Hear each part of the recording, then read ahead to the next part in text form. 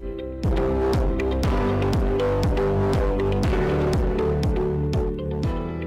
all to a safe space between us. I am your host Kieran and my co-host Tessa.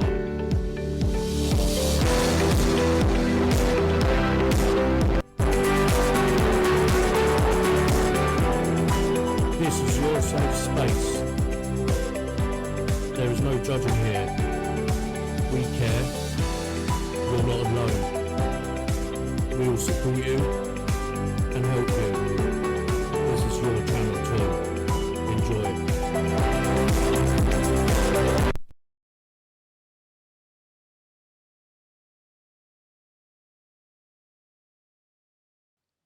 Hello everyone, my name is Tessa and today I'm going to be speaking about my personal experience and struggles with mental health, particularly anxiety, but please make sure that you have read the description for a full list of trigger warnings that are going to be discussed in today's podcast. Okay, so anxiety for me began at the end of 2019. I had a couple of big life changes in the lead up to my episodes of anxiety, or when I first discovered that I was having anxiety, panic episodes.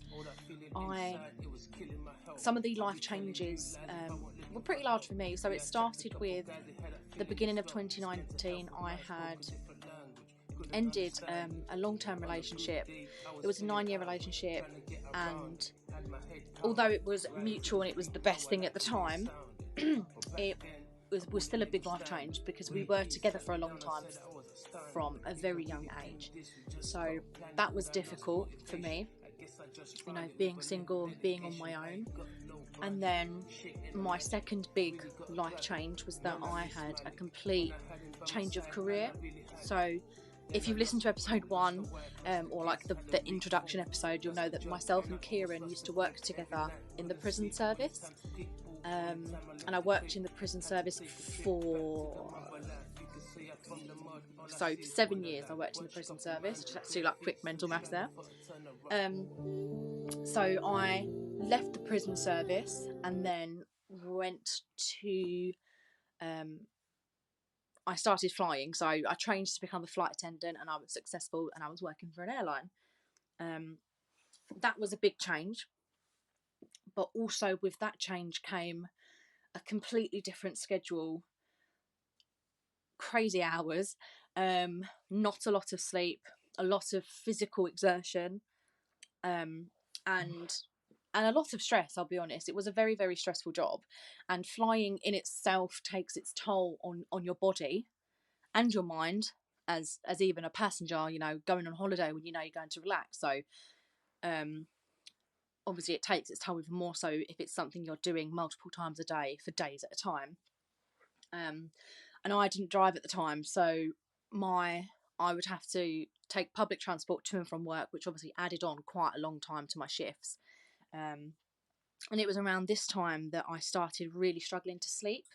I don't think it's for any particular reason. Up until this point, there was no sort of traumatic event that I could think of that would have triggered my kind of insomnia episodes. But I think it was just the fact that my job was stressful, my body was tired, therefore my mind was tired, and I think I was just a bit overworked.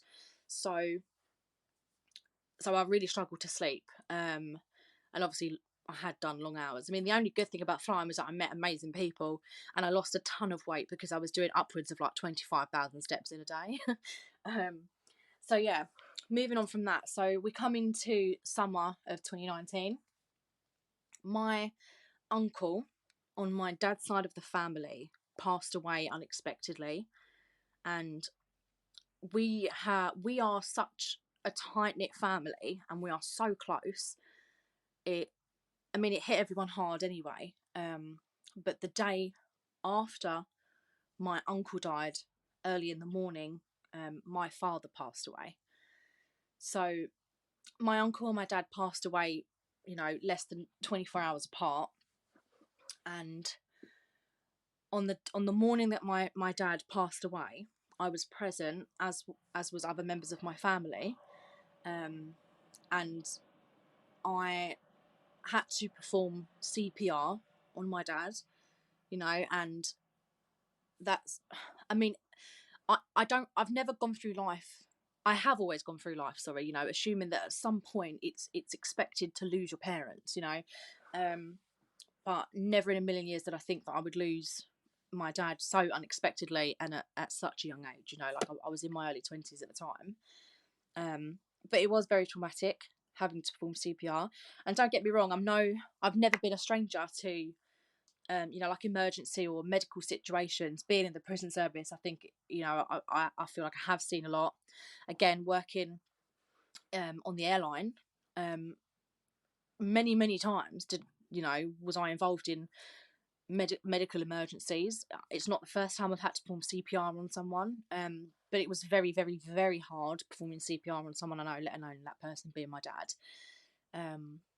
So that whole experience was very, very scary and very, very frightening. It was very tense, you know, like I remember hearing my heartbeat in my ears, you know, like the adrenaline was going.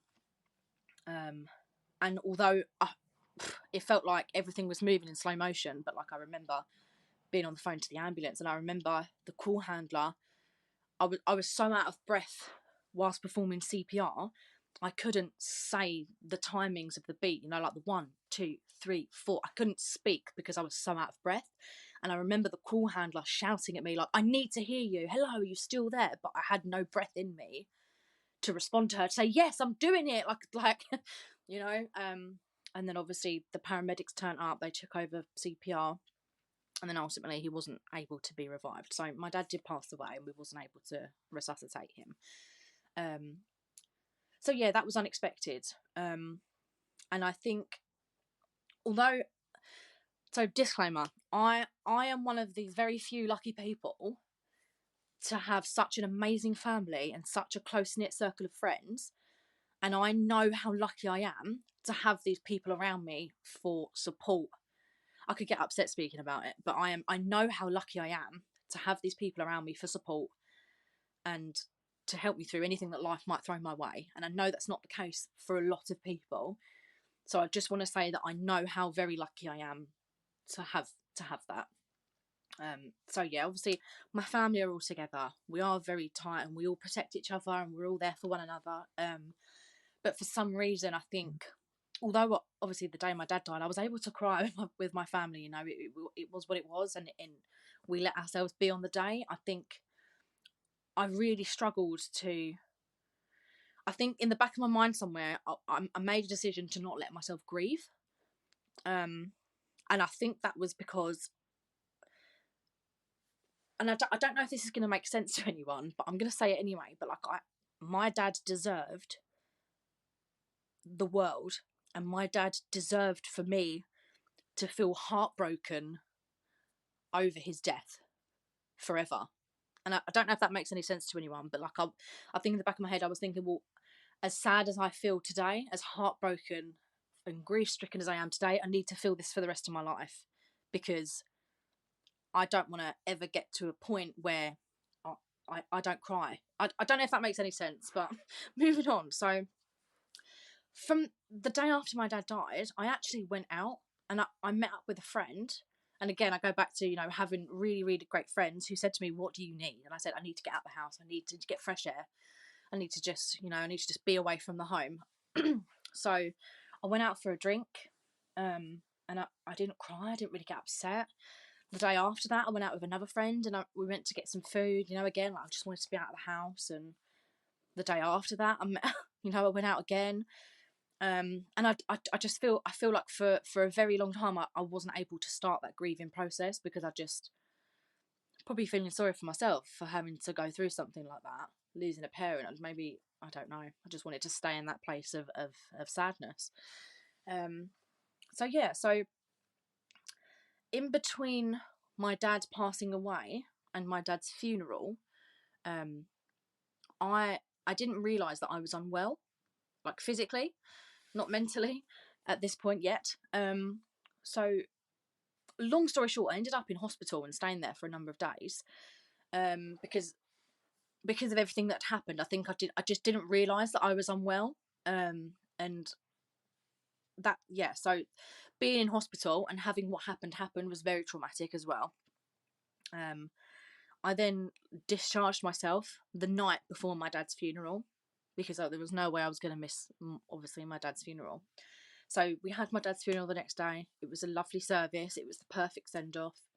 And then, yeah, so I went back to work, and my first day back to work, bear in mind this is only sort of like 2.5 weeks after my dad passed away. Like, as a family, we decided, you know, keep things normal, let's get back into work, you know. We all support each other in that respect. So my first day back at work, I was pulled into the office and I had like a disciplinary hearing. So obviously the day that my dad died, I was supposed to be in work in the afternoon. This is a little side story here. I was supposed to be in work that afternoon, and I'd called in the morning to say, look, I'm not going to be in work today. My dad's just died. And the lady on the phone, bless her, probably shook up her whole day, you know, the way I was screaming down the phone at her. But she said, not to worry, I'll sort everything this end. I'm very sorry for your loss. I hope you're okay, blah, blah, blah. So the next day, so the day after my dad passed away, I had missed calls from work and angry voicemails saying that I'd missed my flight. Basically, I don't know what had happened. I think they just assumed that I'd be in work the day after my dad died, or maybe the message wasn't passed down, filtered through. I don't know. I honestly don't know what happened, and I don't particularly care what happened. I'd informed them, so that's not a me problem. That's a them problem. But I had, yeah. So because I hadn't answered the phone, maybe 3 times in the 2 days following my dad's death, I had a disciplinary hearing scheduled for my first day back. So I've obviously gone into work expecting to just, you know, just crack on and get straight to it. But no, I was called into the office and had a disciplinary hearing. And in this hearing, they were telling me that me not answering the phone the day after my dad died was completely unacceptable. I didn't particularly care at this point in time because I thought that they were extremely lucky, given the 2 deaths in my family and my own personal health and a hospital stay, that I was even coming back to work after 2 weeks. But there was no disciplinary action taken. I think they realised that there was more error on their part than there was on my part, just not answering the phone in the couple of days after my dad died. So fast forward into the day, I'm on a flight and a male passenger became extremely unwell and actually collapsed, and I was the closest one to him and had to perform CPR. And this man was of a very similar age to my dad, and in the nicest words, it fucked me up. Having to perform CPR on someone my first day back at work was very, very emotional and very, very scary. And very quickly after that, I took time off of work and then ultimately left I left being a flight attendant. I stopped being a flight attendant because it was too much, and it was too much for my body. I was still recovering from being in hospital for my physical health. So I started quickly. So coming into like the winter now of 2019, I started working in a warehouse, night shifts, for a supermarket. And it was 5 minutes away from home, which was perfect for me because I just thought, well, if I can't be here, I'm 5 minutes away from home. If, you know, any one of my family members needs me, I am 5 minutes away from home. So it was good because it was very physical and it was draining. And because I was so drained from all the physical exertion, I slept, and I slept well. It's actually at this job that I met my current partner. And shout out to my partner, we're getting married in, 2 months. um, so I met my partner, but while I was working there, it was the first time that I ever experienced anxiety or like a panic attack. And I was actually driving like it's like a forklift type of vehicle. And I mean, not that I drive fast, but I felt my heart pounding, and felt, you know, like my eyes were clouding over, my vision was going black, and I was seeing stars, and I just felt like I couldn't take a deep breath, and I was having this pain in my chest, and I genuinely thought for a second that I was either going to faint or I was having some sort of heart attack. And this happened a couple of times, and then the worst time, I actually ran over to my manager and said, I don't want to be dramatic, but I feel like I'm having a heart attack. I can't breathe, and I'm having serious pain in my chest.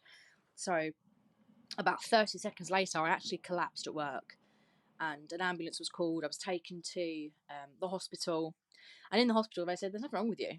I said, what? Sorry, come again? They said, there's absolutely nothing wrong with you. Like, your blood's fine, not even your blood sugar is low, your blood pressure's fine, you've not had some sort of stroke, you've not had a heart attack, you've not had a seizure, you know, you're absolutely fine.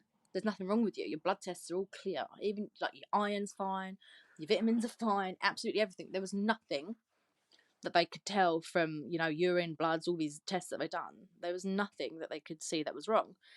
So I put it down to, you know, maybe I've been really stressed. Who knows? I don't even know. I can't even remember my thought process at that time. I don't remember exactly what happened, but I just thought, well, that was crazy and that was manic, but okay, I suppose nothing's wrong with me. Let's move on.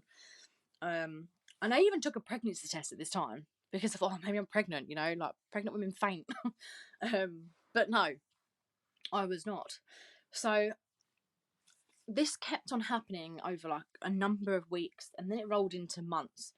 And I eventually stopped working at the warehouse because it got to a point where it was unsafe for me to work. So based on like capability, I was unable to work there anymore. So I was at home most of the time, and these episodes were happening more and more frequently, and it ended up getting to a point where I couldn't get out of bed by myself or do anything on my own because I was so scared. And I was so sure that it was an issue with like my heart or my blood pressure or my blood sugar. I thought maybe I was diabetic, thyroid, all these things. Because I would stand up and feel so funny that I would just faint, and I wouldn't be able to like walk properly or do anything for myself or be on my own at any point. And bless my partner, because I mean, and my mum, but it got to a point where I couldn't even go to the toilet and sit on the toilet and just have a wee by myself, because of the fear and these episodes that were happening. You know, like my heart would pound, I would have chest pain, I would feel sick, I would feel constantly on that verge, like I was about to faint. And I don't know if you've ever experienced fainting, but it is very scary. But it's just that point where you feel like you know you're about to faint, but you're just not fainting. So it's you're on that very far on that, just on that edge, about to just bomb pass out, but not passing out. That's how it felt for me constantly, and I couldn't shower by myself. I literally could not do a thing by myself. And we're going into 2020 now, so you know COVID's about. That's scary in itself. Lockdowns, people being sick. You know, like supermarkets queuing. I remember queuing for Morrison's. Freaked me out anyway. You know, definitely didn't help with any sort of anxiety. In a space of, I would say, like 8 months, I had contacted my doctors over 100 times, for all different reasons relating. I now know them to be for because of anxiety and, you know, PTSD.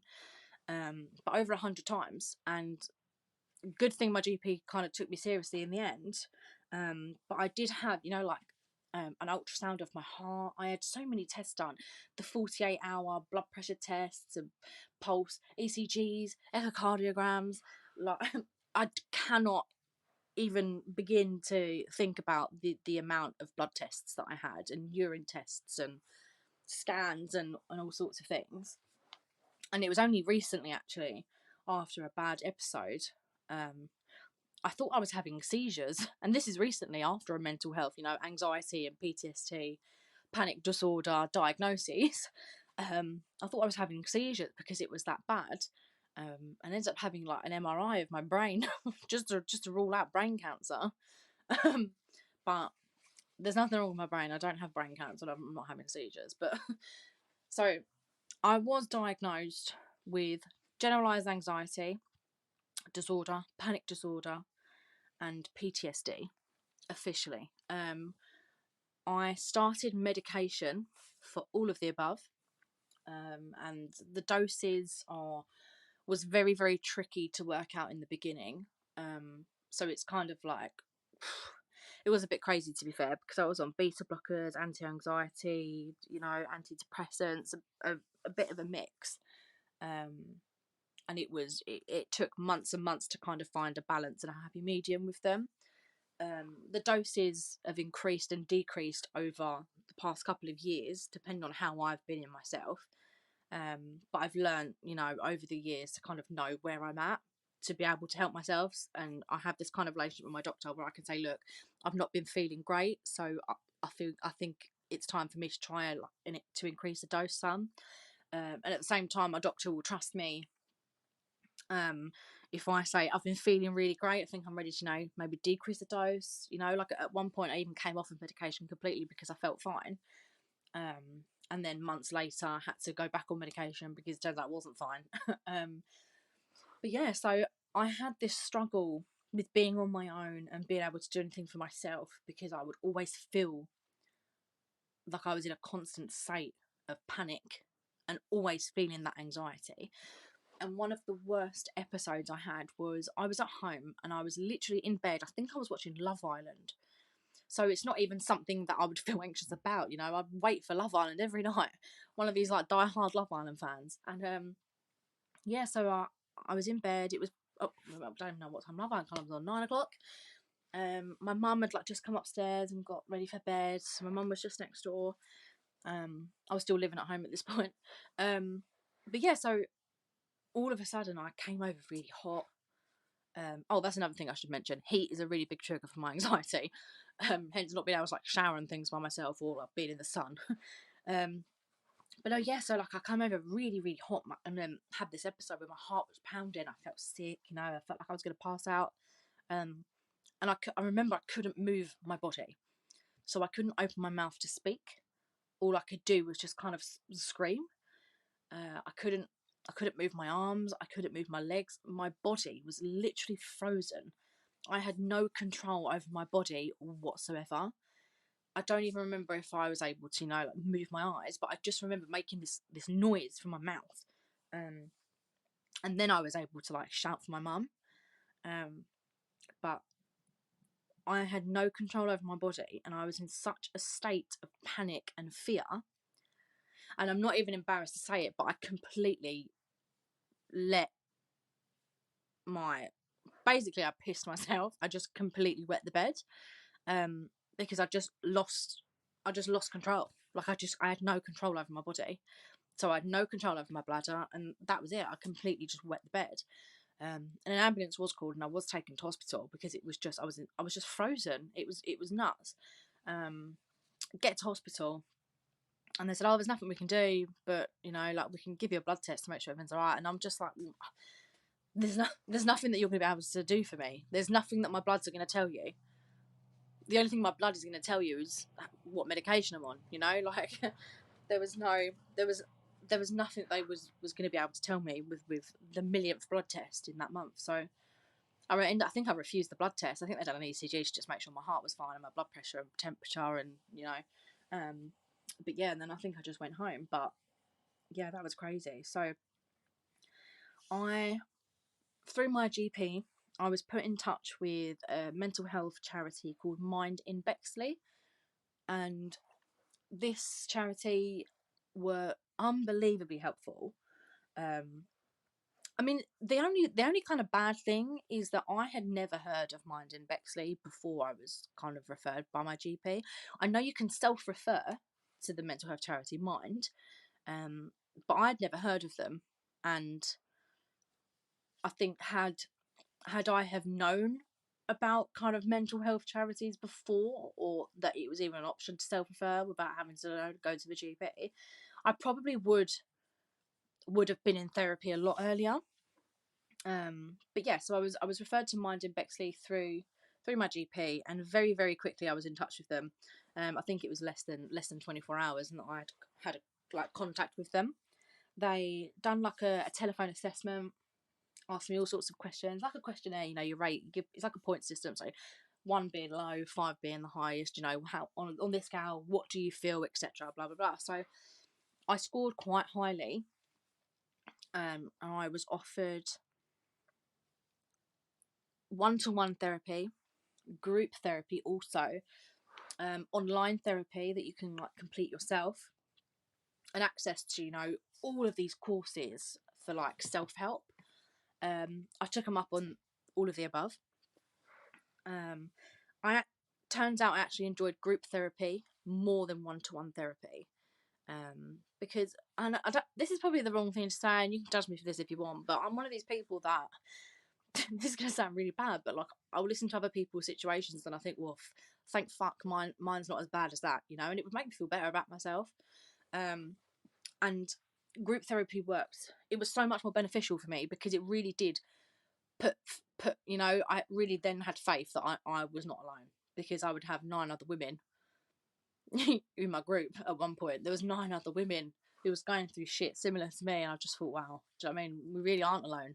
And these are all from my area, you know, like I don't think people realise mental health is so common.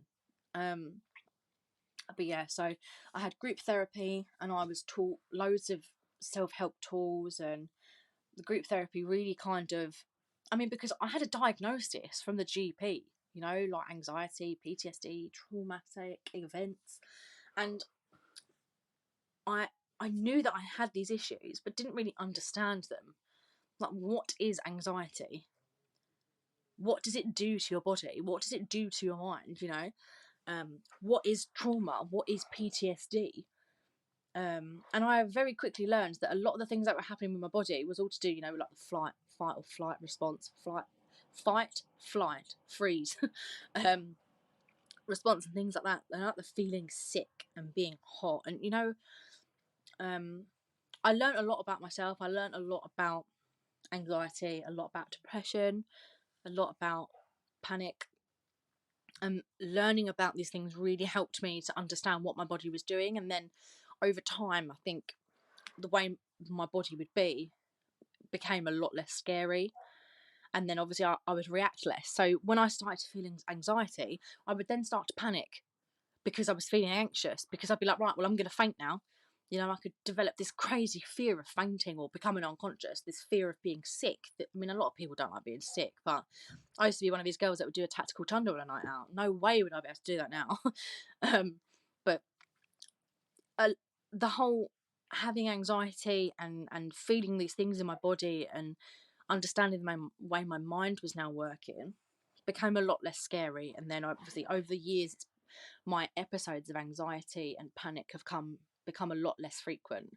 And don't get me wrong, like I am still learning, and I still struggle almost on a daily basis. I'm still on medication, which has recently been increased. You know, like it's not something that you just learn to live with easily. It's not something you learn to let go of, and I don't think I will ever get over anxiety. It's not something you get over. I don't think I'll ever not have anxiety. I think it'll always be a part of me. I think it's something that I just have to live with.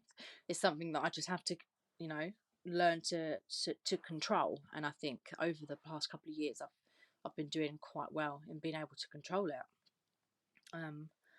But yeah, so fast forward to present times, I'm doing okay. As I said, I'm still on medication, which has recently been increased. I still access online therapies from time to time. I'm no longer having the group therapy because I feel like I kind of exhausted their services. And the amount of courses I've done, I don't think there's anything else that I could possibly learn about anxiety. But I'm doing okay. I mean, my day to day is fairly, I don't like to use the word normal, but fairly normal. I do feel anxious almost every day, but it's just not as severe. Some days are severe, don't get me wrong. There are days when I have to lie down or I can't get out of bed. But to be honest, my life is kind of too busy to stop to stop me from.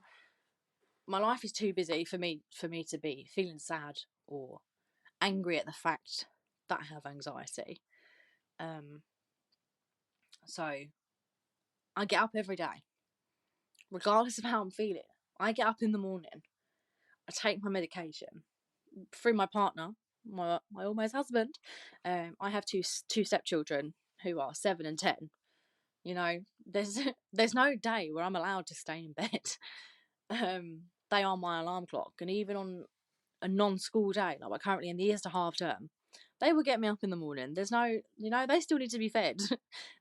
I have to get out of bed every day. I don't have a choice. Not that I'm not grateful, because I am. I love them, but it's been very, very hard, and I think it will always be hard. However, I am so grateful to be alive, because, and I'll be dead honest, and I don't think this is something that I've spoken in depth, in detail with my family, only like in therapy. But there were times at the worst, the lowest point over the last couple of years, where I'm not sure if it was a dream or not, but one of the worst times anyway, I had a voice, and the voice was telling me, there's only so long you can deal with this, you might as well just bite the bullet and kill yourself. And it's crazy for me to say that out loud, but I thought about that, not about suicide, because I don't think I will, hand on heart, I've never ever felt suicidal. However, I did have very serious thoughts, and did question myself, like, how long can I suffer with this for? How long can I feel like this for? Like, how long is it going to take? How many days? How many hours? How many weeks? How many months? How many years until I'm going to feel normal? Until I'm going to get upset now, so I apologise. But how long is it going to take me to feel okay again? And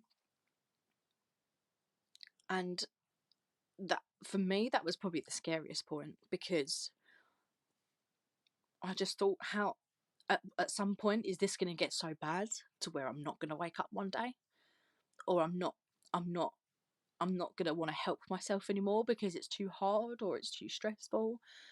But then this is where I really, really feel grateful for the people around me, because they were there every day. And as I said, I know how lucky I am and how rare that can be. And I know that a lot of people out there don't have a support network and don't have people around them. But this is what Kieran and me and a lot of other people were trying to create with the safe space between us. Like, without those people around me, without my support network, I guarantee, hand on heart, no, 1,000,000% for sure, that I would not be where I am today. And I just think that if there's someone out there that's going through something similar, or just feels the same frustration that I have felt for as long as I have, if someone's just feeling that frustration of, like, I don't know what to do, I don't know how to help myself, just know that you really are not alone. There are places, there is so much out there, and a safe space between us not only is a safe space for you to just, try and get some help and just talk about your feelings and what you need, but it's a place where people can come together and really help each other. So my hope is that if there is someone listening right now to this podcast who needs help and doesn't know how to ask for it, I'm telling you, please message me or Kieran, or just put a message on the group and say help me, or say hi. After every episode we plan on having an open discussion, a chat open anyway. You can always email a safe space between us at gmail.com if you would like to remain private. But yeah, I mean,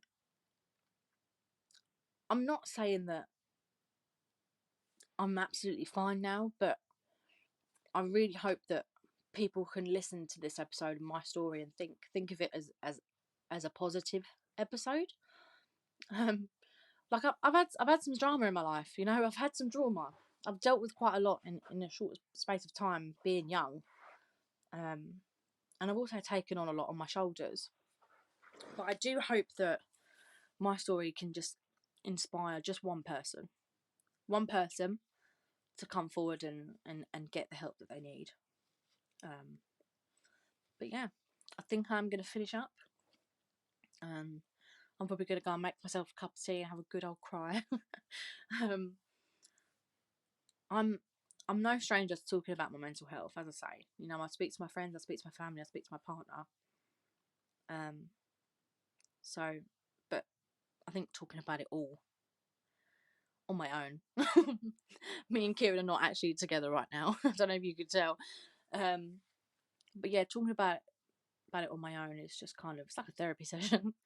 But yeah, but a safe space between us. Let's help each other. Let's help ourselves. And let's just start talking about mental health. On a final note, if anyone has been affected by anything that has been discussed in today's episode, then please get in contact. If anyone would like anything specific to be discussed, or you would like any questions answered, or you've not understood a single word I've been saying because I do chat a lot of shit, then please ask and I will try my best to explain. Yeah, I hope